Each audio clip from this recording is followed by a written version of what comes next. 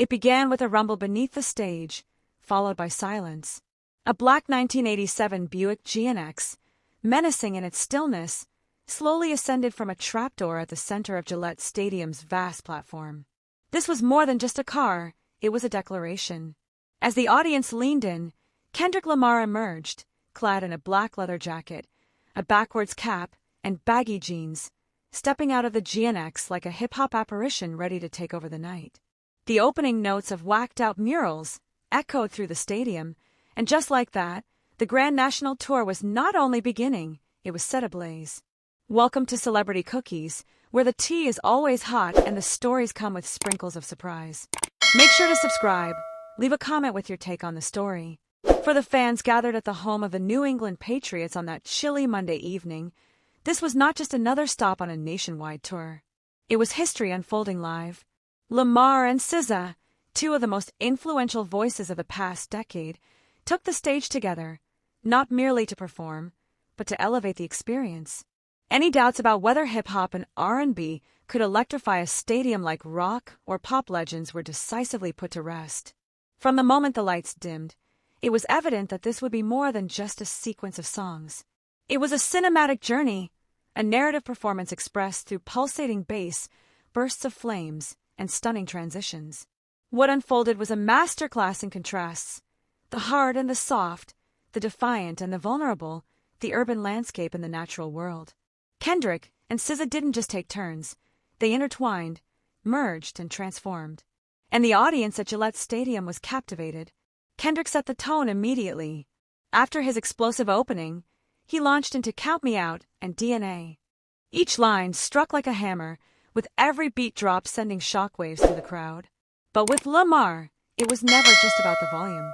Visual storytelling took center stage, with stark black and white backdrops of news clippings, suburban dystopia footage, and grainy surveillance images flashing on the massive screens behind him.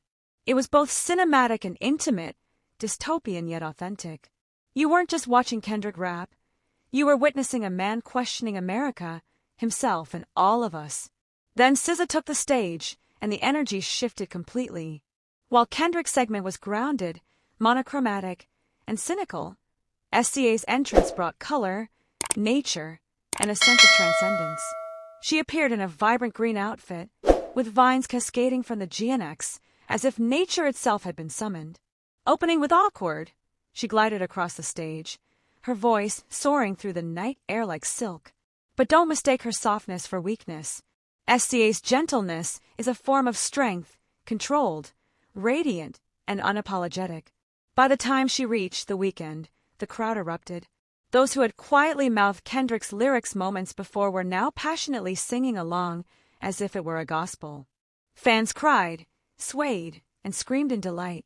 Just when the emotional intensity reached its highest point, the stage transformed once more. Kendrick returned, this time performing King Kunta. The brass section hit like a thunderclap, and the stadium vibrated with the collective energy of thousands stomping in rhythm. This track, a standout from To Pimp a Butterfly, showcased Lamar's multifaceted genius, combining funk, philosophy, and passion. What could have felt like a jarring shift between two different artists instead became a beautifully choreographed experience. The show flowed with a unique rhythm, syncing with the heartbeat of the audience. From Love to Broken Clocks, and from Humble to Kill Bill, each transition represented more than just a change in performer. It signified a thematic progression. By the time they performed 30 for 30, one of their collaborative songs, the connection between them was unmistakable. It was more than just musical synergy, it was a shared history and growth. SZA and Kendrick have been artistically intertwined for years, and this performance felt like the culmination of a narrative they've been crafting together since their TDE days. The visuals complemented this narrative beautifully. During SCA's mid-set transformation, she literally ascended. Dressed in a cocoon-like white gown, she was lifted above the stage by hidden wires while dancers in metallic grasshopper costumes moved beneath her. Suddenly, the dress unraveled mid-air, revealing sparkling wings. It was a stunning representation of metamorphosis brought to life on stage, ethereal, haunting, and spectacular. The audience gasped, many instinctively reaching for their phones, captivated by the moment. SCA's segment of the performance heavily drew from the aesthetics of her SOS Deluxe Lana release, featuring oceanic visuals and insect-inspired outfits, merging vulnerability with mythical symbolism. Each song felt like a ritual. Ghost in the Machine resembled a seance, while Snooze served as a powerful emotional release. Despite the soaring theatricality, the show remained grounded. Kendrick brought the audience back to reality with All Right, a protest anthem that has gained renewed significance in today's political landscape. The crowd erupted, chanting, "We gon' be all right," as if it were a promise rather than just lyrics. On the massive screen behind him, distorted American flags waved alongside news headlines and footage of protests. This wasn't merely a performance, it was a moment of reckoning. Between songs, both artists spoke openly to the audience. SZA, filled with joyful surprise, exclaimed, "Boston, you shocked me," as the crowd cheered. "You're louder than New York." "Who knew?" Kendrick, succinct as always, nodded in approval. "We feel the love," he stated simply. "Every night tells a story, and tonight, you all made this chapter legendary." Then came the anticipated climax. Not like us. If Kendrick had hinted at conflict earlier in the evening, this was the moment he unleashed it. The track, aimed directly at Drake, was delivered with intense energy. The audience reacted as if they were experiencing a diss track live, with each line sending fans into a frenzy.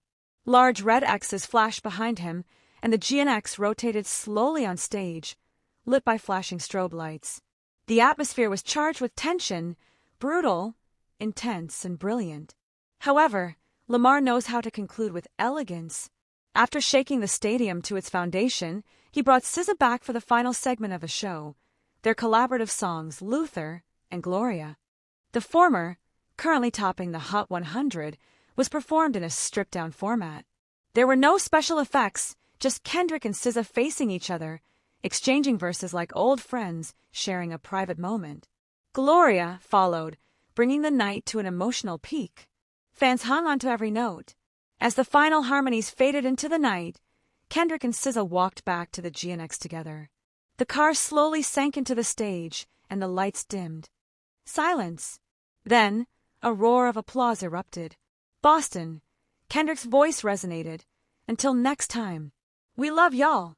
As fans gradually made their way to the parking lots, still buzzing from the experience, it became clear this wasn't just a concert. It was a moment to remember, a topic of conversation, and it established Kendrick Lamar and SZA not only as performers, but as the storytellers of their generation. And if this was the Grand National Tour's final stop on the East Coast, it ended on a legendary note. The West should brace itself. Something powerful is on its way. I'd love to hear your thoughts on this situation, so please share your opinions in the comments. Also, don't forget to like, subscribe, and turn on notifications to stay updated on the story.